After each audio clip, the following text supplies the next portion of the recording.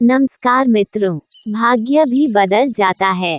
एक जंगल के दोनों ओर अलग अलग राजाओं का राज्य था। उसी जंगल में एक महात्मा रहते थे। दोनों राजा उन्हें अपना गुरु मानते थे। उसी जंगल में बीच एक नदी बहती थी और उसी नदी को लेकर दोनों राजाओं के बीच तनाव और झगड़ा चलता रहता था।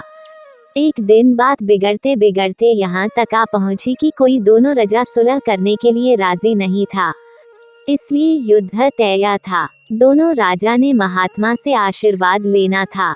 जब पहला राजा महात्मा के पास पहुंचा तो महात्मा ने उससे कहा कि तुम्हारे भाग्य में जीत नहीं लगती, आगे ईश्वर की मर्जी।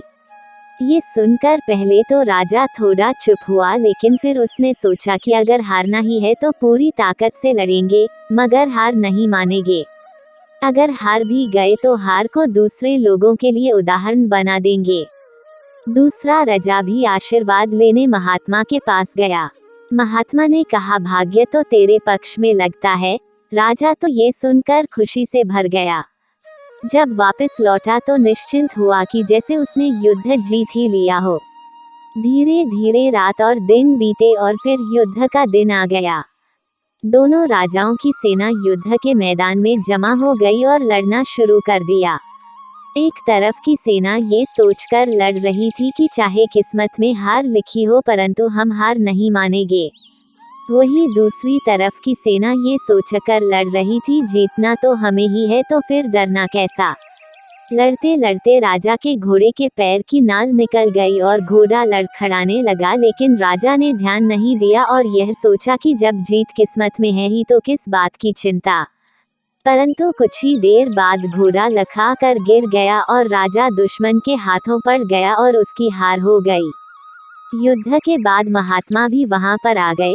दोनों ही राजाओं को ये जानने की उत्सुकता होने लगी कि आखिर किस्मत का लिखा बदल कैसे गया। राजाओं ने महात्मा से पूछा और महात्मा मुस्कुरा कर बोले कि किस्मत का लिखा नहीं बदला, किस्मत अपनी जगह बिल्कुल ठीक है।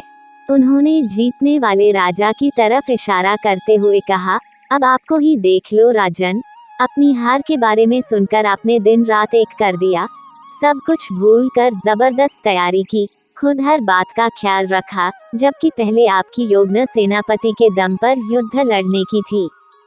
फिर महात्मा ने हारने वाले राजा को कहा, आपने तो युद्ध से पहले ही जीत का जश्न मनाना शुरू कर दिया था। आपने तो अपने घोड़े की नाल तक का ख्याल नहीं रखा, तो फिर इतनी बड़ी सेना को कैसे संभाल पाते। हुआ वही जो किस्मत में लिखा था, भाग्य नहीं बदला। पर जिनके भाग्य में जो लिखा था उन्होंने खुद ही अपना भाग्य बदल लिया, फिर बेचारा भाग्य भी क्या करता। दोस्तों, भाग्य लोहे की तरह वही खींच कर जाता है जहां कर्म का चुंबक लगा हो। हम भाग्य के अधीन नहीं हैं, हम तो स्वयं भाग्य के निर्माता हैं। हम जो भी कर्म करते हैं असल में वही हमारा भाग्य है।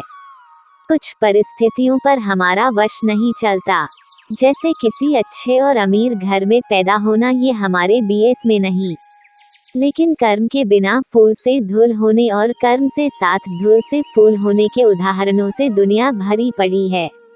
अच्छी लगी होंगी और आपने कुछ अच्छी सीख भी ली होगी।